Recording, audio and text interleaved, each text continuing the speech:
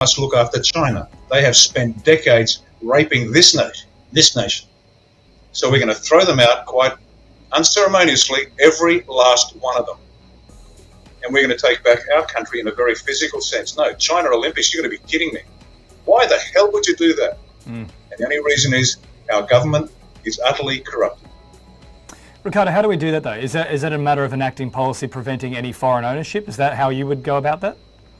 Oh, we've got the Foreign Investment Review Board. Slip them a few bucks and they'll get any desire you want.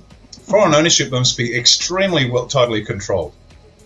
Extremely. It's just it's a mechanism by which they take money out of the pockets of the people and give it to somebody else. That's all politicians are. So all of that's got to change.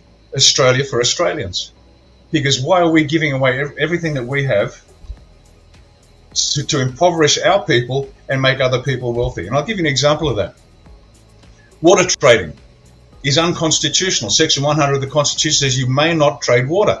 And your good old mate Malcolm Turnbull set up the water trading scheme and made sure that all he and his mates profited from it. But it's unconstitutional. And all the politicians are in on it.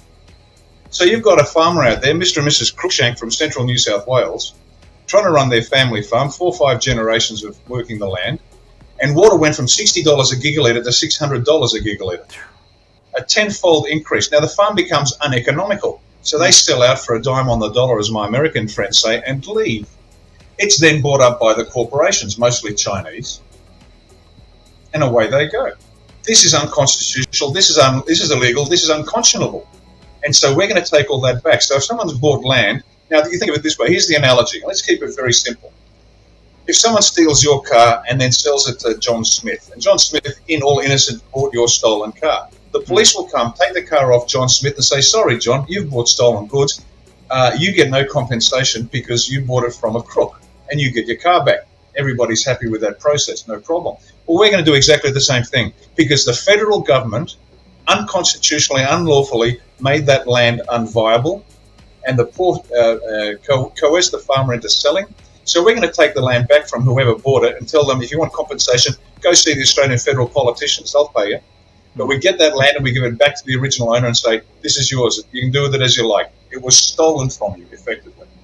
Ricardo, just on the subject of land as well, one thing I really want to focus on, because it's something that affects myself and a lot of people in my age bracket, is the current housing crisis, which is just insane at the moment. There was an article recently by, I think, the ABC that suggested a house that just sold for around 2.8 million, if it had tracked standard inflation rates, should actually have only sold for about $300,000 maximum. Now, myself and my partner, we've been searching for property, and unless we're after a 2-hour commute to come into the city to work, we've been priced out of the market. There is no resolution on the horizon.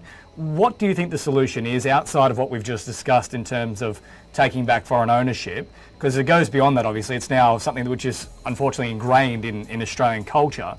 What policies would you put in place to try and reverse the current housing crisis? Oh, it's easier than it sounds. There is a housing crisis